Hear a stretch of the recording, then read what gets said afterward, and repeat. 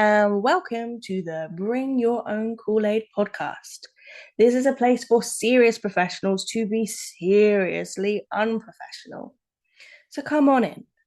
The Kool-Aid is fine. I don't do like this is whoever, and this is whatever, and this is what they do, and all this kind of bullshit. I do a Yeah. bit of a filler, like, what's your name and where'd you come from? I was once I was nearly on blind date. What? Yeah. And that's a fun story. Come on, come on.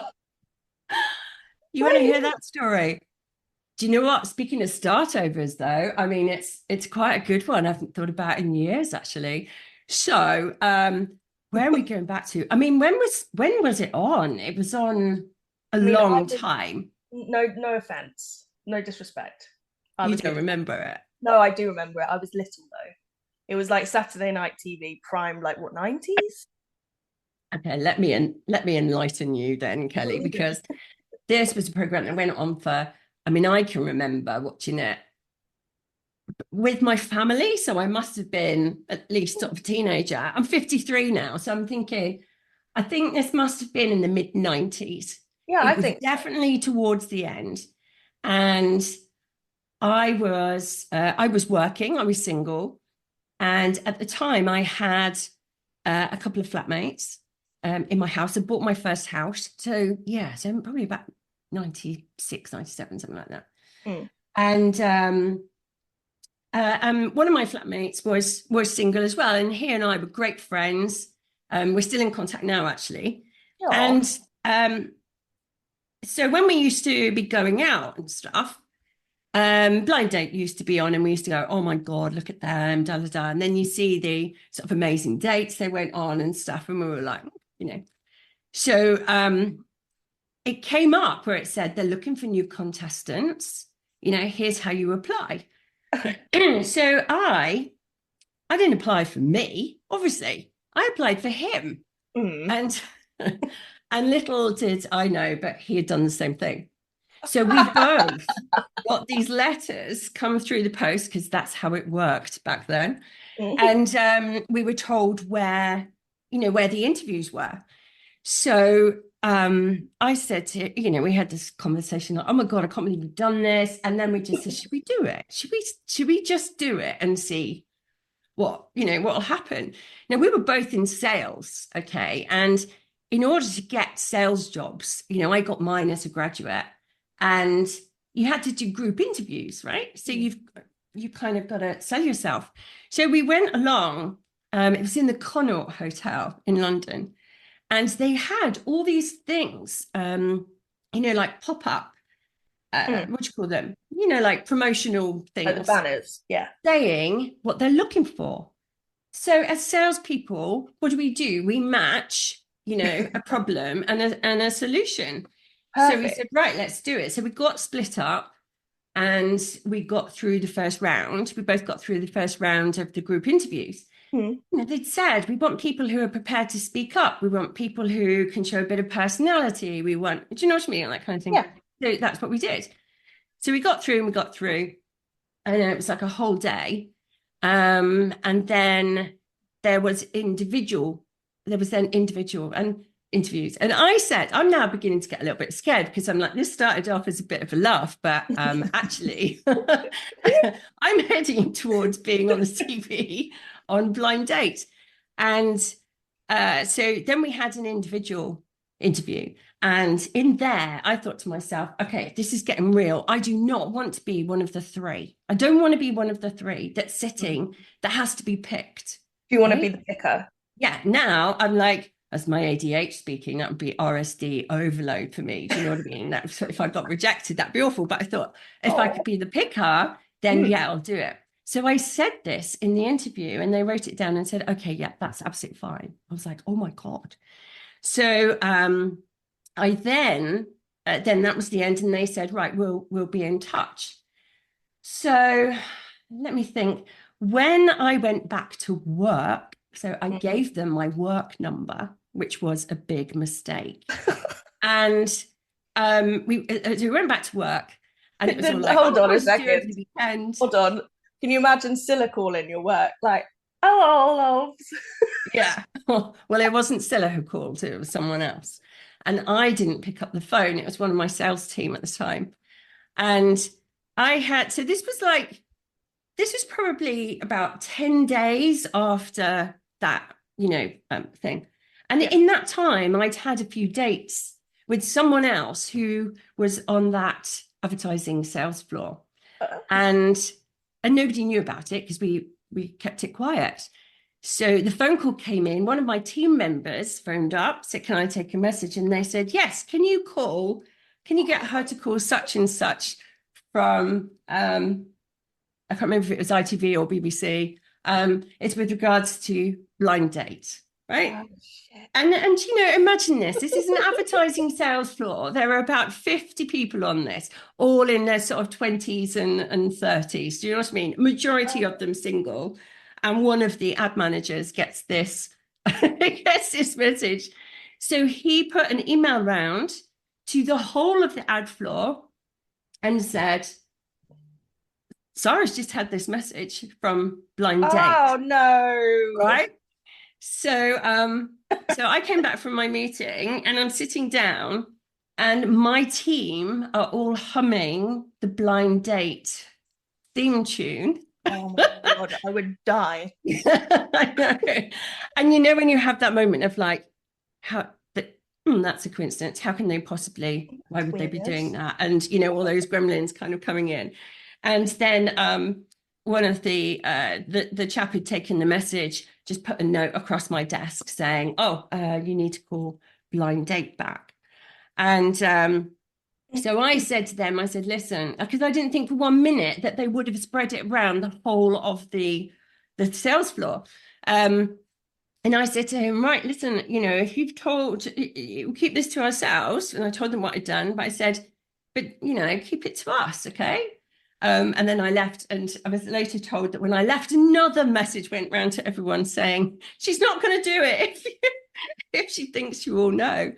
So I called them back and they said, "Right, we'd like you to come in and do a dress rehearsal, and come in armed with your questions, and so on." So I did all my research and I spoke to the chap that I was dating, had started dating, and told him all about it. He was fine. He was like, "Look, go for it." And which said a lot about where we were at that time, Right? didn't it? Yeah. He turned out, do you know what? He was at my wedding, actually. He turned out he's a very, very good friend of mine. And so anyway, so we went out and we said, right, before it was the night before, so we went out for a few drinks. And I wasn't drunk. I have said this a million times. I wasn't drunk. I'd had a couple of drinks, and this was in Clapham. And I can't remember the name of the bar, but there were like steps that went down to the road. Mm. And I was going for a black cab. The black cab kind of came along, and I thought, right, I've got to leg it to get to it before anybody else does, because that's how it works in London. Yeah. And I had high heels on, and I was running for the cab, and I went over on my ankle and spent the rest of the evening in A&E. The No. interview was at 9 o'clock the next morning, and I'm still in A&E. So I ring Oh. them, tell them what's happened, and they said, "Listen, we're really sorry, but if you can't get here on time, we can't hold up what we're doing Mm. and wait for you." They did said, even if you get here on crutches, do you know what I mean, can do Yeah, that. just get here. Yeah, but unfortunately, that wasn't the case, and I wasn't seen in time. And by the time I got my plaster on and my crutches, it was all too late, and so it never actually happened. Oh. And that's like, it's so disappointing because I got to the stage where That's I was so like, far. yeah. Now, question for you: Go on. was that sabotage? Ooh, sabotage.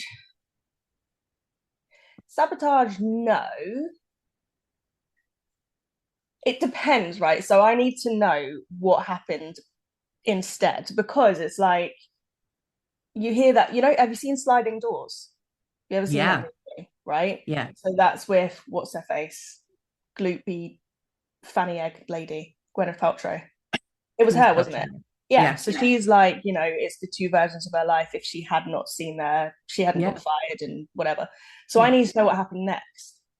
Because Well, it's like, shame. what could have happened if you had gone on that blind date? Could you have met the man of your dreams? And It could have been. Could I have started? I don't know. Could I have been one of those reality TV stars?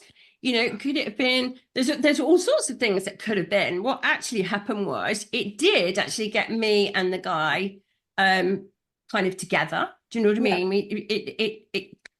It's opened up the conversation. It started off with like, oh, okay, yeah, that's fine. You know, you go for it kind of thing. yeah, And then when, you know, when it didn't happen and I didn't go, we sort of went to, you know, we carried on dating in a bit more of a serious way, kind of like, okay, let's yeah, go for this kind of thing. But like you do in your 20s. And as I said, he turned out to be a really good friend of mine. I'm still in contact with him. Um, and although it didn't work out for us, do you know what I mean? That might not have happened had I gone on there. yeah, I mean, I had a great career. It was all good. Lessons that I learned. I did think once I'd realized that I couldn't go, I did think actually I did really want to go to that because I thought it would have been a really fun opportunity. yeah, And it did actually stretch some comfort zones for me. Um, so, you know, you don't know how that affected me in terms of, you know, when I went for my next job interview or do you know what I yeah. mean? Things that I've taken with me in life. And I think it did teach me, yeah, good question, really. It did teach me that we've got to go for things sometimes. You know, it's very easy. It would have been very easy for me to say, no, there's no way I'm doing that and just thrown the envelope away and not gone. Yeah.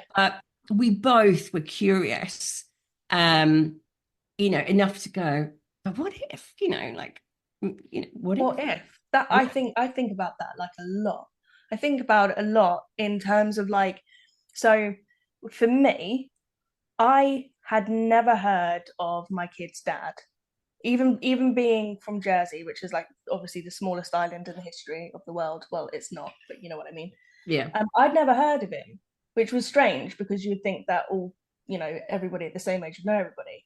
And I went to a party because of my housemate, and it was her boss's party, and he was there, and we met through that. And then, you know, long story short, I became a business owner because of him. That's one thing that I will admit. Like before I met him, I didn't really realize that people could have their own businesses unless they were like they had a trade. I thought you Mm. had to be like a plumber or Yeah. like an electrician or something. But he taught me that actually, you know, entrepreneurialism is a real thing. Yeah. And I think the same. I think like if I hadn't have gone to that one party, would I be a mother and a business owner? Or would I have continued just like, you know, Yeah. dating people and then just working as a medical secretary? Because I was quite happy in that little job. Yeah. I mean, And, it's you know, weird. who else could you have met? You know, you might have, Exactly. you know, and what that might have led to. I believe in that so much. Have you ever read? Oh my gosh, this is where I'm going to sound so annoying and stupid. I can't remember the name of the book. It'll come to me, but it's basically there's a bit in there that talks about ideas and how sometimes we get ideas and then we just dismiss them. Mm-hmm. And then, you know, we've all had that where we've had an idea for an invention or an idea to go and do something. And then, lo and behold, you know, it comes up on the news. This guy has made, you know, 25 million with your idea, the idea that you had. And you're like, I had that idea 10 It's years ago, so right? it's so rude. Me and my sister, when we were growing up, when like Tammy Girl and Miss Selfridges was still a thing, Yeah. we had this idea of like nail varnishes but in a pen so that you Mm. could just draw nail art on your hands. Mm. 3 months later, There some it son is. of a bitch has invented it and released it. But this is where the lessons Rude. are, Kelly, isn't it? And it's like, but they had the idea and they did something with it. And I'm going to come up with the book, but it's maybe we can put it in the show notes. I'll find it. It's it's one of those things. She had this idea that ideas are sort of energy, and if you dismiss them, they move on, and they keep moving on until somebody They'll, acknowledges that oh, idea and does something with it. so it's a Love like that. it's almost like a living thing that has to Yeah. kind of inhabit somebody, and then the If it's person, not like the going to host, thrive and with has to. you, it moves on. Ooh, I Now, like that. I love Oh, that. And I think that's the same, opportunities are the same kind of thing. So right. if an opportunity comes your way and you say no to it, or you're not curious enough to look into it, then you'll never know. It's just going to disappear. And whilst I love those phrases like, if it's meant for you, it will be, or if something's meant for you, it won't pass you by, or Yeah, something yeah, like that. yeah. I do think, yeah, you might get a second opportunity that maybe is better. But I remember when I got made redundant. When I got made redundant, I'd literally just bought my second flat. Mm, And I'd really stretched myself. And then I got made redundant. And I was thinking, oh my God, what am I going to do? mm, And through a series of events and a previous opportunity that had been offered to me that I had turned down mm, reappeared, which was a job opportunity in Dubai. And at the time, I turned it down. I said, no, I'm not interested. Thank you for thinking of me, mm, headhunted. Thank you for thinking of me. But no, I've got things I want to achieve with, I was a relatively new publisher at the time of the magazine, and I had things I wanted to do with it. mm, And then when I got made redundant, I got another phone call. And this time he said, how about now? mm, And of course, I'd been made redundant. And I had that whole, well, yeah, how about now, actually? mm. And so I looked into it and I ended up going and working in magazine publishing in Dubai. And I was there for 4 years. It's And so amazing. that may, would that have come had I not been made redundant? Possibly.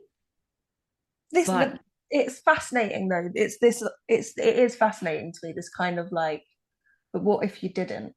But what if you didn't? Like when I was made redundant. When I was made redundant, when that, which must not be named, happened. yeah. Um,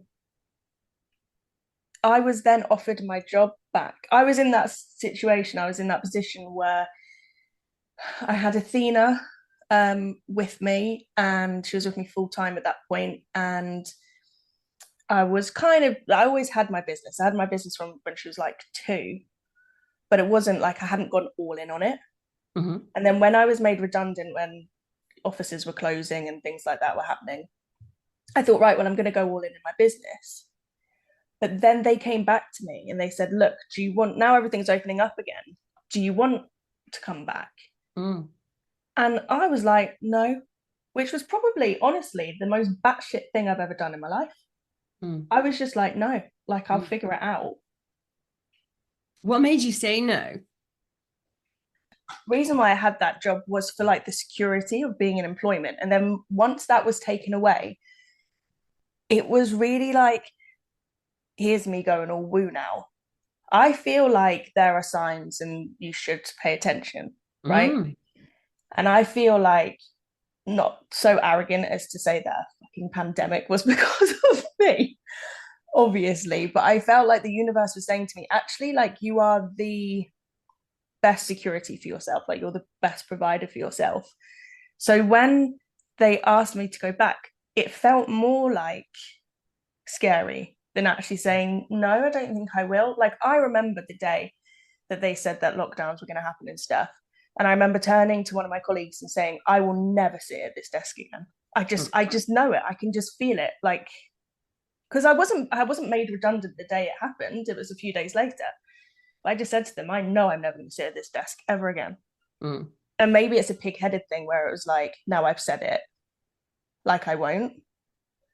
But yeah, I think there's definitely signs that are showing you, you know, maybe you want to try this for a little bit. Maybe you want to go down this path. Yeah. I think the pandemic, there's so many people that I've worked with or friends, or the pandemic was it was the end of my marriage. And I'm not alone, you know. There were many of us that, you know, obviously I don't mean everything was fine and then the pandemic came and it wasn't. But it was the catalyst, you know, it was the thing that Yeah. made us make that decision. And was that, you know, I love this woo-woo stuff, by the way. So, you know, Yeah. let's go with it. But it's like, do we look for the signs sometimes? Do signs, you know, come along? Did things come along? And if we're not ready for them, we don't even see that it's an opportunity. Yeah. And then 100%. maybe those are the ones that come back to us, Yeah. you know. 100%. And it's, if you had something in you that you listened to that said, I'm never coming back to this desk, it could have been that you came back to a different desk that was a better job in the same business, or it could have been that you go off and do something for yourself. There's lots of different things, but I do think that the more we trust in ourselves, the more we believe in our own ability, the more we see stuff and think, I could do that, and then trust that actually we could find a way, the more opportunities come. Yeah. Totally believe that. I think And it's age as well. Do you know what I mean? Like I heard someone say something, I can't remember who it was who said it, so sorry if they're listening and I haven't given them a shout out, but they said something which was really like I found it really impactful. It was just like somebody who's struggling and they said to them, but the evidence shows that you can get through it. yeah, You're here today. You've got through everything before that's been thrown at you. And they're like, yeah, but I don't think I can do this. And they said, but then you're going against the evidence yeah, because the evidence shows actually you can. yeah, So why are you telling yourself that it's not possible for you right now? And they yeah, were like, oh yeah, shit. yeah. Actually, It's so true. So true. And I think, and they don't have to be, um, I talked to a similar thing about this on my podcast. It's like they don't have to be the exact replica of what you're going through. You just need to take the, you know, the essence, the self-knowledge of how you got through something previously. And that gives you the clues as to how you might be able to get through something next time. That shows you evidence that, you know what, you found that within yourself to do that. You can do that again. That's yeah, plenty of evidence. yeah. But I also think Go on. here's me going to be an absolute bitch now after saying all of that. I also think though that there comes a time sometimes where you know when we have this toxic positivity Yep. and you'll go through something and it will be the Mm, shittest thing that's ever happened to you, and people will go, where was the lesson, where was mm, the lesson in it? And you yeah. think there was no fucking lesson. Mm, Fuck off. yeah. Sometimes just shitty, bad, horrible, nasty things happen Yeah. And because sometimes that you have to immerse yourself in it. right. Sometimes you have to wallow in it. You Mm-hmm. have to acknowledge the pain, the shittiness, the whole, why the fuck is this happening to me? What have I Yeah. done? When I Like, lost my mum last year, I honestly, I can remember sitting down in my garden mm-hmm. going, what the fuck? We had the pandemic. I've gone Yeah. through a divorce. The divorce didn't go how I wanted it to. I ended up having to find a new home, you know, like blah, blah, blah, blah. And now my mom has cancer and terminal Oh, cancer, and she's going, like, what the fuck have I done? I took it so personally. And I right. think, you know, I love that you've said that because it's so true. I think you can have both. I think you can, you know, find that in you to find the positivity, Mm-hmm. find the lessons, find the point of some of the stuff that's happened to us. Mm-hmm. Um, but you don't have to do it straight away. Oh my God, no. You No. can't do it straight away. You have to wait until, it's my theory anyway, but other opinions are available. You know, I do think you have to wait until you've absorbed, you've processed what's going on so that you can go, actually, this isn't anything I've necessarily done. And Yeah. if I keep thinking like that, where do I go from there? You know, where Yeah. do I go from there? And I think you get to that point, and I call them the fuck this shit moments, which is like you just get to that point, and it might take you years, it might take you decades, Mm.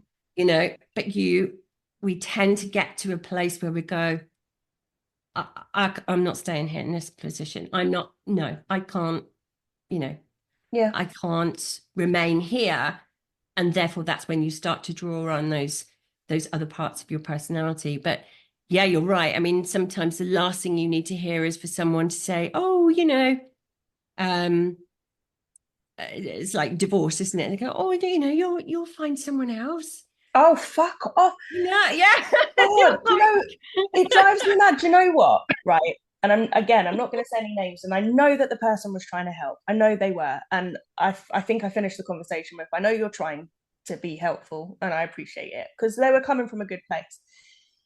But I did a post yesterday. I think you did see it about what I'm going through in my personal kind of battles at the moment. yeah, And I mean, I would say that again, not being all like, oh, I'm so special, but I would say that this isn't a typical case of, you know, people breaking up and people figuring out where the kids are going to stay and all this kind of stuff. I would say that this has been pretty intense, pretty extreme, and every kind of thing that could possibly have happened has happened. And yeah. it's intense. And somebody commented on my post and said, oh, this is standard.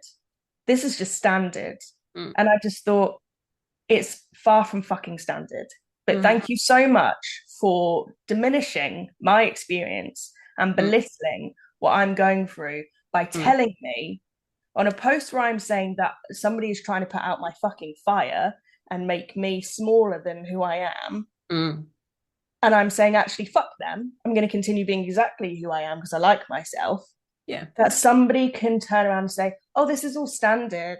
This is Mm, all standard, babe. Like, it's fine. No, mm. it's not. And if it is standard, then why are we What allowing is that standard to anyway? I happen? mean, I don't believe in that. I think some of the work that I've done on myself, and I encourage others to do as well, is I used to belittle everything that happened to me. Everything. I used to Mm, think if it's happened to me, it must have happened to everyone. So yeah, who am I to be, what's so special about it hurting my feelings?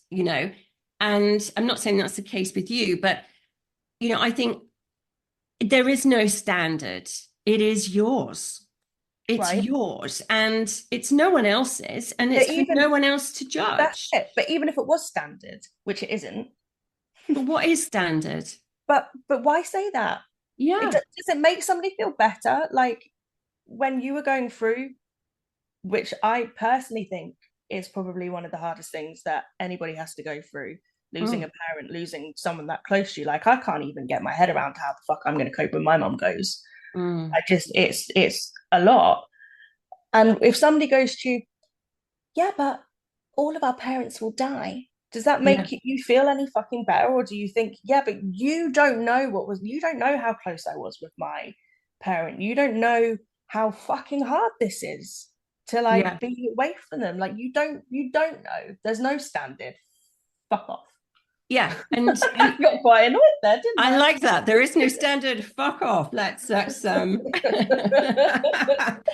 go with that as our quote from the episode. But yeah, I agree. And I think it doesn't matter anyway, because there are there are people who maybe don't even know who their parents are, Mhm. or don't have a relationship at all, and things like that. But does that make it any the fact that I was close with my mum, did that make it any harder than somebody who I'm not so sure. I think it's a personal experience. you know Exactly. um my sister and I, we're close. We and sometimes we're not, but that's Yeah. sisters, right? Yeah. That's all good. But what I mean is, like, we both had the same mum, but we had a different mum in many respects. You know what I mean? Like, how we're grieving Mm. is different, and it's the same, and but it doesn't. I really think that. I think that's the thing that we need to own. Just own our own feelings and be okay with it, and not how we should. Who are we to say, well, you should be grieving like this, or Yeah. Kelly, you should be dealing with your situation like this? Yeah. Fuck off. Yeah. It's like, no, I'm gonna deal with it how I see fit. And I think there's so much empowerment in that. There's so much that we can go, no, actually, this is my thing and I'm owning it. And these are the feelings that I'm having. Mm-hmm. Off you go. Off you pop. Off you pop. Come And back when I'm standard in your eyes again. well, I was going to say off you pop and fuck yourself while you're there, but that's just me. That's what I would I say. don't know who that was. If they're listening, I'm like, but No, I do. but this isn't directed at them. Do you know what No, I mean? it's not Because like judgment, I is said, it? But it's, I know that they meant well, and it was literally just to kind of, I think it was a reassuring. yeah. This is what, you're going through this. It's a custody battle at the end of the day. This is Mm, standard. There's going to be mudslung. Like yeah. 100% understand that's where they were coming from. Yeah. And I would like to think they came from kindness. Mm, But when you are in that place, yeah. it's hard to receive somebody saying that, because it's kind of like, don't ever presume somebody's history, Mm, trauma, abuse, any of that is fucking standard. It's just wrong thing to say to me, I think. So you've got the Start Over podcast, right? yeah. So The Start Over podcast. Yeah. when you started that, was it because you just needed to, you had something you had to say? Oh my gosh. Yeah. And here's the thing. I kept saying, I'm coming back. I'm going to be back Yeah. for years, right? And I know I've had people say to me, you've lost credibility. You know that because you said you were Fuck coming back off. and then you didn't come back. I don't need to People, mention any man. names. No, But no, but people. This is what I mean. yeah, and and I had that initial like, oh my God, they're so right. How can anybody trust me? How can anybody like invest in me? Or how can anybody? I thought to myself, But excuse me, this is part of the process, right? This actually is part of my start over process of right.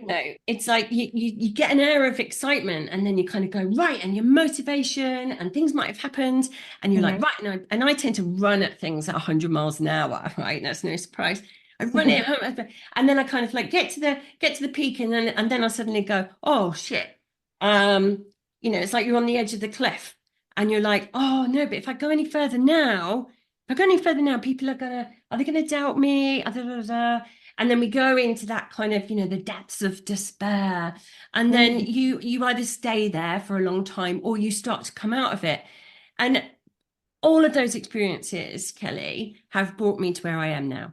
And that's why I'm so passionate about don't start overs are not failures, they are not negative things. It is positive. And it's It's getting very up again. much an ADHD thing as well, right? Yeah. We love like we'll start over. And when I read that, I was like, I'm so destined to do this. And Mm-hmm. I think so what my job is now and when my motivation comes from is when people they're ready to make that change and they're ready to kind of like, right, let's go for this, is like stop them when they get to that edge, be there to cushion, give them the tools so that they don't fall. Or if they do fall, because I do, as I said earlier, I think sometimes we have to fall. We have to go into that place sometimes. Mm-hmm. But that you're not there for long. You're there for as long as you need to be, and then you've got the tools to get yourself out of that. Yeah. Because change is never quick. Mm-mm. What is it? The overnight success on average is 10 years. I'm sure I read that. Yeah. Right?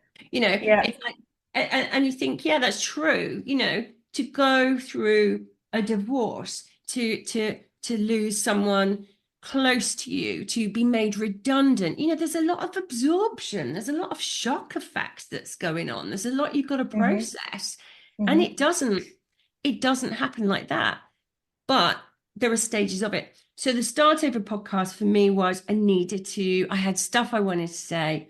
I wanted to showcase people, who are doing start overs and they don't have to have gone from, rags to riches, that kind of thing. But Mm-hmm. I want to normalize the whole starting over process and having that courage to step forward into uncertainty. But really that self-awareness and knowledge to that's it. That's the change. The change is the process. It's not the end result. That Yeah, is what the startovers are about. And so yeah, I've got big plans for the podcast, and I'm getting braver every day. I mean, I'll be honest, it's like there's so much more I want to be doing with it, and I'm like, not quite ready for that episode yet, or but I'm getting there, and that's I want to be, showing, leading by example. 100%. Mm. And that's like this one. This is why I have this one, because I just want to talk about everything. And if people want to be a bit silly for a little bit, they can be a bit silly for a little bit. And if they want to get enraged about something, then they're in a Yeah, safe place to get enraged about it. And it's just like, actually, we're real people, right? We're real yeah, people doing, real just things. trying to get through our fucking lives, in Yeah. my opinion. And it's conversation, isn't it? I think sometimes we can read something a million times, right? I mean, you can read think you can have people give you advice, you can pick up information all over the place, and you can see Mm, the same thing a million times, and then you might have one conversation with one person, and it just falls into place and clicks. So I mhm. love that you're doing this. Like I came on here, we had no idea what we were talking about. I certainly didn't think I was going to be talking about my blind date that almost was, and how we led to where we are now. And I just think that's great. Yeah, this is the whole point of this whole conversation, I suppose. It's that kind of like what's going to happen is going to happen. Mm, That's, circling right back to the beginning of the question you asked me with, did you sabotage yourself? mm, No, I don't think you did. mm. I think what was going to happen was going to happen. Yeah. And we could have sat here before this started and written a list of all the things we wanted to talk about. Guarantee you we still would have had the same conversation. Mm, Still would have gone the same way. yeah. Because life's just fucking weird like that sometimes. It was fun. Love you. I love you too. Bye.